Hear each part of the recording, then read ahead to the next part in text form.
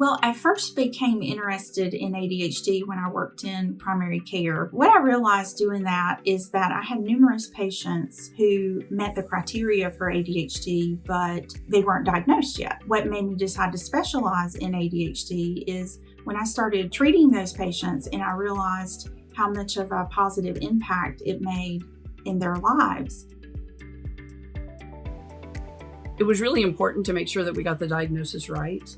When I was just using the ASRS, obviously it's a rating scale, it's subjective data. Even when I showed somebody their results, if they really didn't think they had ADHD, it took a lot more convincing because they could just say, oh, well, I would answer this one differently. For people who have ADHD, it's not until they're in their 30s that they can accurately estimate their level of impairment. So a lot of times people will underestimate their level of impairment. And so one of the big things that really helped was having QB with us.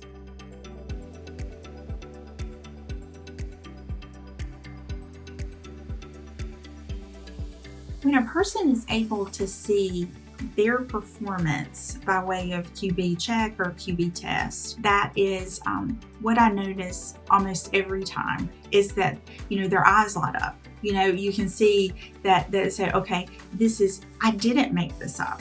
I really am moving that much, or, I really am zoning out. And I think that just speaks volumes when they're able to see that on paper, take that home with them, share it with their family. And not only that, when we're able to start treatment, but then we repeat the testing and they're able to see how much improvements that they've had. It really does. It is impactful and it really does make a big difference for them.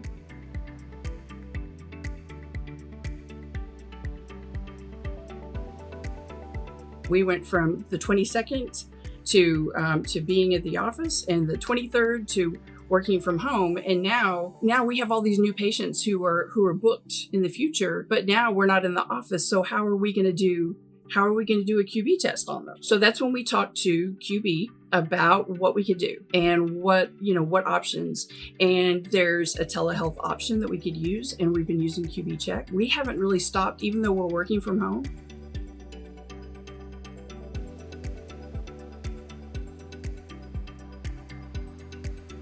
I think that being able to test and be evaluated and assessed from home actually adds a level of comfort to a person who is maybe talking about things that they haven't talked about before, or just mental health in general. I have several patients who have specifically said to me, if I wasn't able to do this from home, I wouldn't have been evaluated.